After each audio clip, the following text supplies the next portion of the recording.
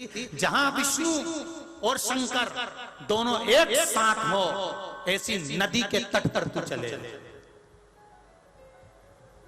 जहां विष्णु और शंकर दोनों एक साथ हो, ऐसी नदी के तट पर तू चले जा।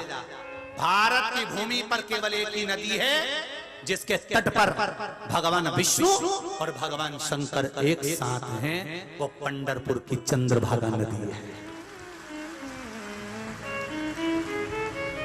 वो पंढरपुर की चंद्रभागा नदी, जहां भगवान विष्णु के मस्तक पर शिवलिंग है। जा नारद, तो नारद बोलते हैं चंद्रभागा के तट पर वो चंद्रभागा जो तप कर कर कर हार गई थी और उसको ऋषियों ने दर्शन नहीं दिया था। चंद्रभागा की मां चंद्रभागा को बार बार कहती रही,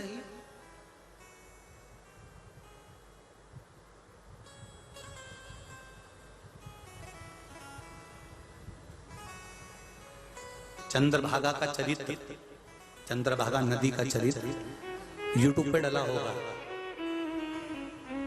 कमलापुर में कथा करने आए थे मां कमला के मंदिर में, शायद 12-15 साल हो जाना चाहिए, इससे पहले की बात होगी।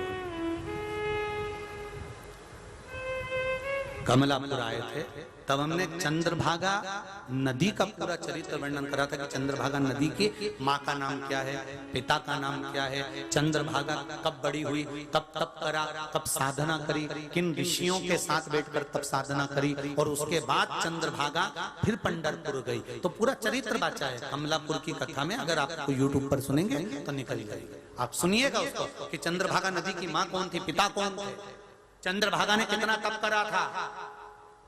तो देवऋषि नारद करें वो चंद्रभागा जिसकी माता समझा रही थी और चंद्रभागा को ऋषियों का दर्शन नहीं हुआ था, वो चंद्रभागा क्या मेरे पाप को धो देगी? भगवान नारायण ने कहा, सुनो नारद, चंद्रभागा ने फिर नारायण और शिव का भजन करा तो ऋषियों का भी दर्शन हुआ और चंद्रभागा को वर मिला कि सुन चंद्रभागा, जहां शंकर का शिवलिंग भगवान विष्णु के साथ विराजा होगा, उस भूमि के सम्मुख में तू निकल कर जाएगी, नारायण और शिव की दृष्टि तेरे पर पड़ेगी। जो चंद्रभागा नदी पंढरीनाथ मंदिर से बहुत दूर दिखती है, ये तो दूर अब कर दी है, नहीं तो पहले हरि विठ्ठल के मंदिर के ठीक सामने से चंद्रभागा निकल कर जाती थी और हरि विठ्ठल पर उसकी दृष्टि पड़ती थी चंद्रभागा नदी पर। पुराना इतिहास देखना, पुराने चित्र देखना, आपको दर्शन करने को मिलेंगे। हरि विठ्ठल और भगवान शंकर की दृष्टि चंद्रभागा नदी पर पड़ती थी। चंद्रभागा ने तब साधना कर कर मांगा था भगवान शंकर और भगवान विष्णु से कि आप मेरे तट पर विराजमान हो और ऐसी कृपा करो कि गंगा, यमुना, सरयू, मंदाकिनी, जितनी पवित्र नदियां हैं, वो नदियां भी मेरे दर्शन को आए और उनका भी कल्याण हो जाए। ये चंद्रभागा को भगवान विष्णु का वर दिया था। भगवान विष्णु का वर है चंद्रभागा नदी को।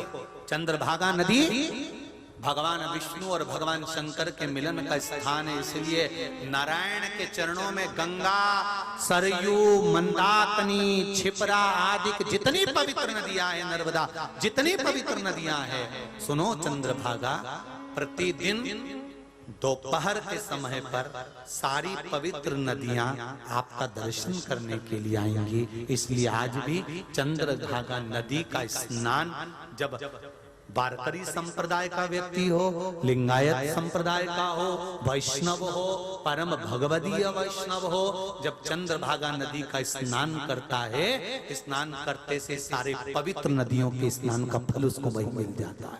वहीं पर